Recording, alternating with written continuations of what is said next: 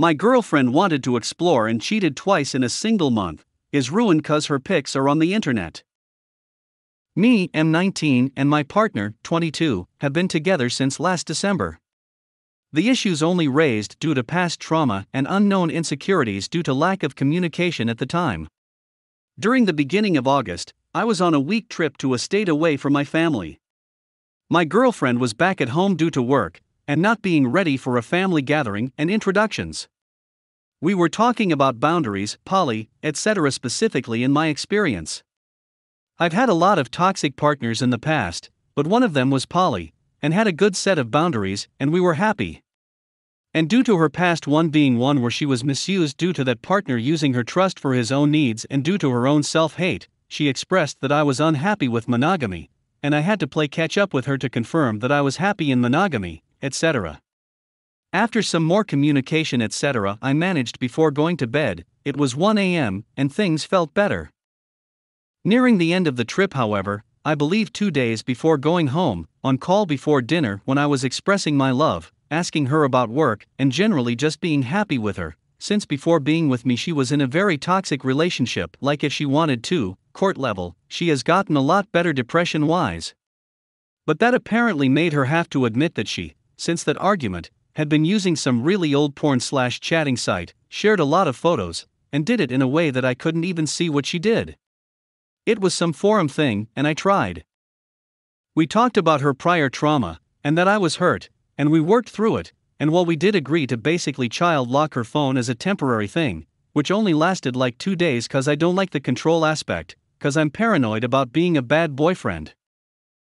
During the end of the month, she used a dating app and found someone without my knowledge, and then suddenly said she was open to poly.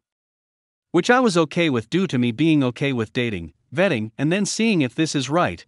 And then the next day she found this let's call her jazz person. They were really excited to see us, and specifically only talked to us on Snapchat. And we planned a date, which my partner tried to get me to lie to my best friend/roommate over it, for a mall with basically a stranger. I knew something was up due to her, and my GFS talk on the dating site being very, let's say, dry? Like I don't even remember if they said to go to Snapchat, and their saved conversations seemed very dry, and when we couldn't make the date due to me refusing to lie to my friend, they promptly ghosted us. By the way, they were very sexual to my GF, and not me, as well as the GF being suddenly interested in 3 guys. I confronted her with my mounting suspicions, and she fell apart and told me most of what I already guessed. I don't remember much now, but I managed to toe the line between stern and understanding to try to understand her while not overwhelming her further. She explained the aforementioned trauma and the misuse, as well as her own habit due to harmful and toxic relationships and her own self-hatred, that she couldn't break up with her misusers, and had to make them break up with her/escapism. I also made it that next time if she did it again I would break up with her, no matter how much I loved her. This is when we managed to get her an insurance plan for therapy, and eventually couple therapy to help stop this self-destructive behavior. While we are waiting for the insurance to fully implement, we haven't had a hiccup of that standard since. But late at night, ever since. Despite me fully trusting her that she wouldn't ever do it again, I still am awake with paranoia of it happening, specifically my brain not understanding how to process it, and the way she described it as an unhealthy coping mechanism that she has issues getting rid of, along with the still lack of therapy due to insurance only taking effect in the beginning of the year. My question is, how can I get catharsis, or get rid of these thoughts? We love each other really deeply, and it feels like a slow drip poison. Due to this she does something repetitive and hurtful with a lack of control, and I have to suppress my feelings to work it out with her with more and more issues. The rest here is probably why these thoughts have been hurting me more. Since the last time she cheated, it was over something I didn't even know, or a mild disagreement. Recently even, she had started going non-verbal with me, where from me spilling out my heart to me disagreeing with I went to one rave without earbuds, so they are already ducked so I don't need them, and when I just said I don't want them to get worse, and I need some anyway so it's better to get 2 she got non-verbal, and when I turned away to go on my phone she blasted at me that it isn't that important. Cheating girlfriend became a call girl and traded me for a guy in sport car, but karma slapped her hard and her heart dropped when she heard slaps from video AP sent me. Hi Reddit, I'm not sure where to start with this, so I guess I'll start back when I first started dating. So back when I was a wide-eyed boy going into high school, I met this girl on, dare I say it, Xbox, who lived out in Canada. I quickly fell in love and she felt the same way, so we committed that long-distance relationship and actually got to meet for the first time at Disneyland when her dad had her in California for a month. Her parents were split. There's not much to say about this one but the fact it was young and not real per se, but I still think about it because it's where the whole thing started. While in this long-distance relationship I met another girl at my school, whom I regretfully asked out, bear with me, and cheated myself in a sense. I do very much regret it, even if it was young dumb stuff. We just held hands and broke up that day, in typical freshman fashion. The only real reason I think about it is because maybe it's karma. Continuing on with the girl in Canada, she ended up letting me know she had sex for the first time with a gentleman she met at her school. Broken-hearted and confused as to why, I asked her, and bugged her, and the only response I remember was, because when I met you, you were fatter and uglier than I thought. It hurt a lot, but I got over it in a few months, but it still was something I thought about for a long time. After her, I met who I thought was the most beautiful girl in my class when we were working on a project together. She was gorgeous and absolutely the kindest person to me when we first met. This was my junior year of college. This relationship lasted quite a while too, and it's one of my most remembered ones. We had a lot of really great times together, and she's the girl I lost my good OLV card to. About a year and a half into this relationship, I vowed I'd be with her without fail. She started acting a little odd. I'd never been accused of cheating through that whole relationship until those last few months. But she was so insistent I could never really understand why. I had my love story and I was beyond happy with her, but she wasn't with just me. One night, I get a call: "I don't know if I love you anymore." What the hell just happened? Am I in a dream here? I heard some guy laugh in the background and the phone hung up. Frantically I tried calling. No answer. Again. No answer. Message. No reply. At this point, I think I could have filled a pint-sized mug with tears. I didn't know what to do. I checked Facebook, and she's gone. Pictures gone. Relationship gone. Just gone? So I rode my bike over to her house to see if she was home. Her mom, single parent, waved me off, saying she wasn't there. She ended up coming outside and the guys right behind her looked at me, almost laughing. She took his hand, walked by me, said bye and hopped in his red Camaro and left. My heart hurt, actually, my heart was hurting. I'd never felt like that. I didn't understand what I did. Her mom looked at me, and I wasn't exactly crying, but I could see the pools in my eyes. She told me to please leave or I'll call the cops. And shut the door. There you go, there's the tears. I crashed my bike on the way back home and scraped the hell out of my knee, but I didn't feel it. All I felt was this concaving in my chest. I stayed home every day from that point for about 5 or 6 months, no friends, cold to family, depressed, and a shallow version of myself. My grades fell, and I was even more of an outcast at school than I had been prior. I'm telling you, she brought my light then. I didn't have many friends, and not many people liked me because I was quiet and off-putting. I thought she was it. A few months pass and I've just about gotten over the whole situation. She still crossed my mind constantly though. And one day, sometime in December, she messages me again on Facebook. She said she still loved me. I took her back. I was just reaching 19 and began working and driving.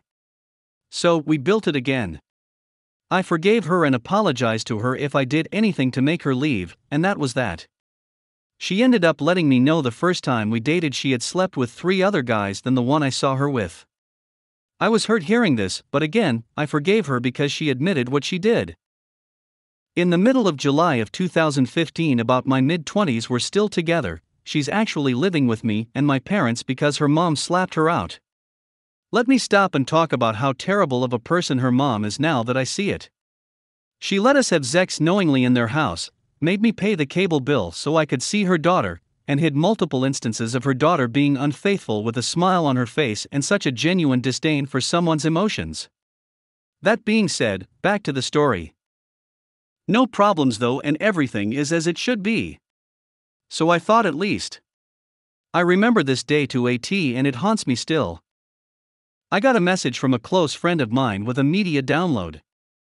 Oh, cool, I thought. I opened the message from her and I played it.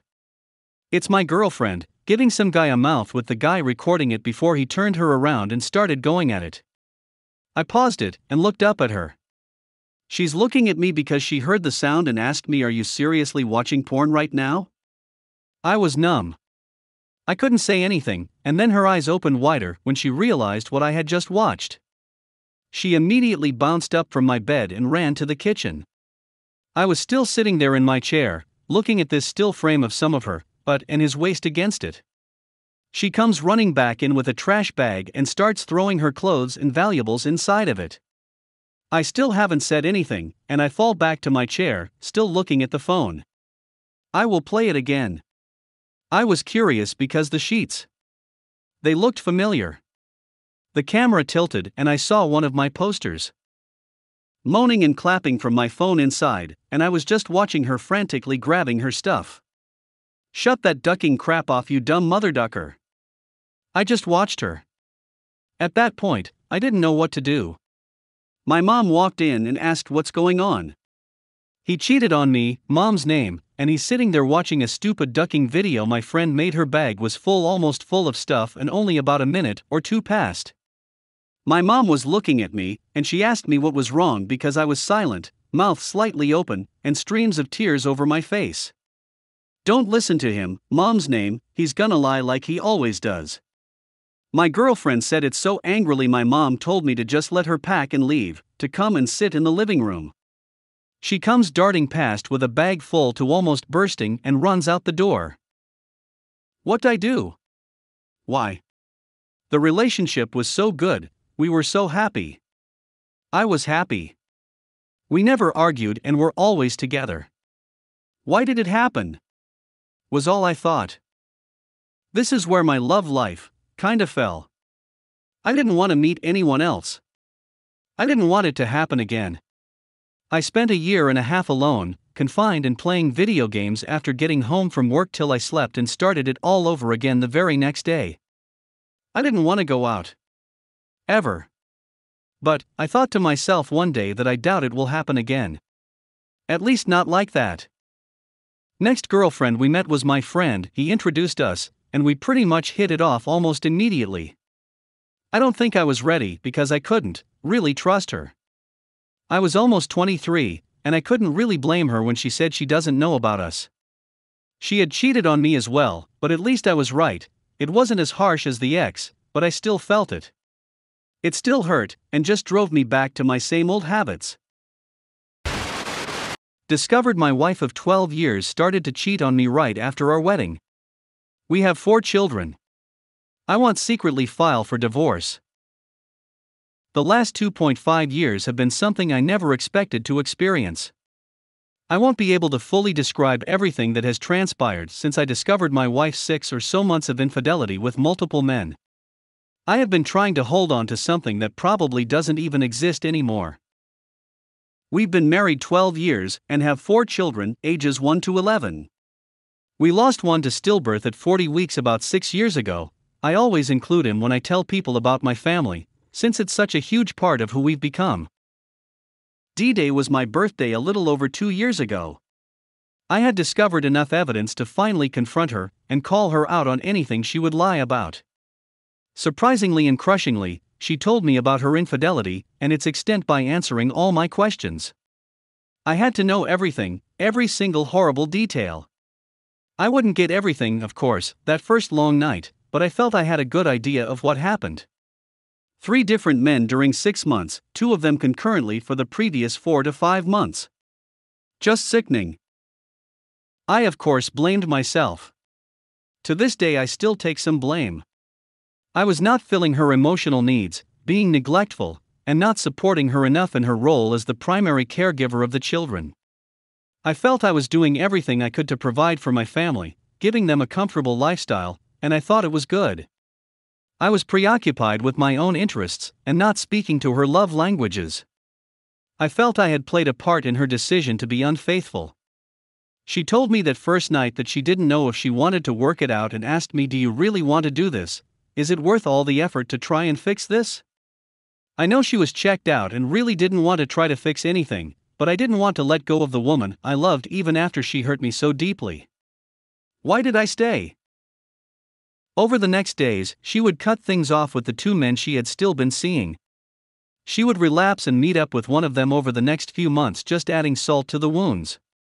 Meanwhile, I'm in a fog, getting personal therapy, and just trying to keep my crap together while trying to work and constantly worrying when the next destructive blow would hit. Being paranoid about her every move, tracking her phone GPS, social accounts, emails, and anything that would be a red flag. She freely gave me access to her passwords, and she knew I was doing so. Time goes on. Over the summer of 2019, she would confess to me that she really had no feelings for me and that she felt nothing was left there. She loved me for the man I was, but not in a romantic or intimate way. I tried out new hobbies, which I would then give up due to them becoming a trigger. The counseling I was receiving kind of hit a wall where there really wasn't more to discuss without either my wife joining me in counseling, so I stopped going. So time goes on. Why did I stay? I would bring up multiple times that I would like to do some marriage counseling, but she always said she didn't feel she needed it or wasn't ready to heal from her own wounds. I guess my years of emotional neglect were too much for her to want to get help. I guess it makes sense if she was really just checked out and didn't want to put in the effort. So time goes on. We really made a bad decision early on in this process by getting pregnant. I know, cringe, horrible idea. I know for me and maybe her too it was a distraction from everything else horrible going on.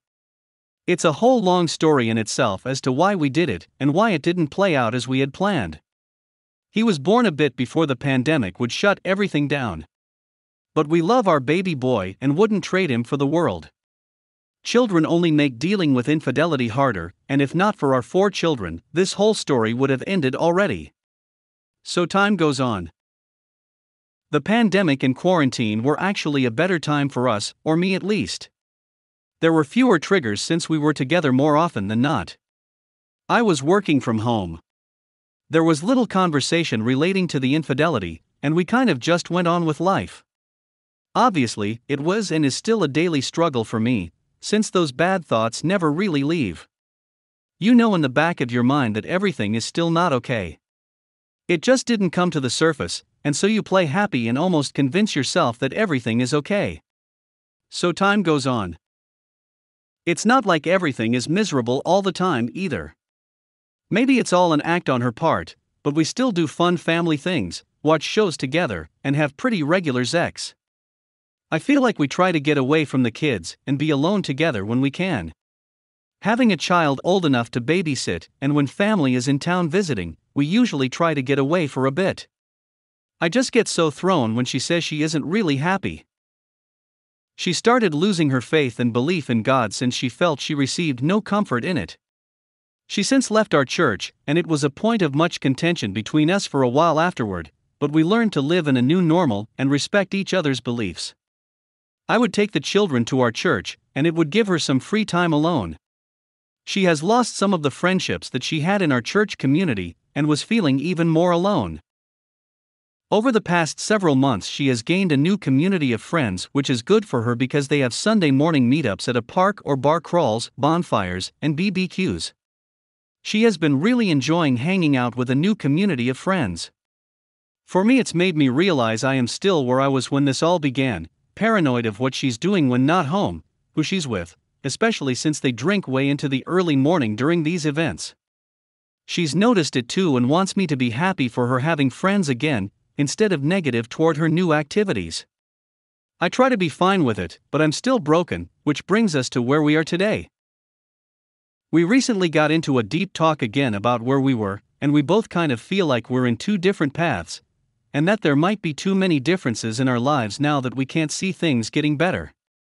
She realizes it is her fault that I am as insecure as I am now, and she tries to tiptoe around those feelings by not giving me full truths because she knows I would get triggered or jealous. I try to explain to her that it hurts more when I have to confront her about her lies, and that it would have been much easier to just be honest with me in the first place. For example, she carpooled with someone instead of driving herself to a meetup and didn't tell me. Of course, I found out, and my first thought was that she is cheating again. I told her I just want honesty, and if the truth is something that will make my decision easier, then great, because if she is really done, then wouldn't it be easier to let it all out rather than continue making each other unhappy? I am getting to the point where I don't know if I can take it anymore. I know this is turning into a rant. It's been a few days since we talked, and it just seems like she isn't being honest about everything. She went to the store a couple of nights ago to get things we need for an upcoming trip while I got the kids to bed. She was late getting home, and she lied about the reason. She said right before the store was closing, the checkout systems went down and a bunch of people were stuck waiting to check out. So she didn't get out of the store until after it closed. That's bull crap. I guess she doesn't realize that the GPS tracking is fairly accurate, and she was out of the store in the parking lot about 20 minutes before it closed.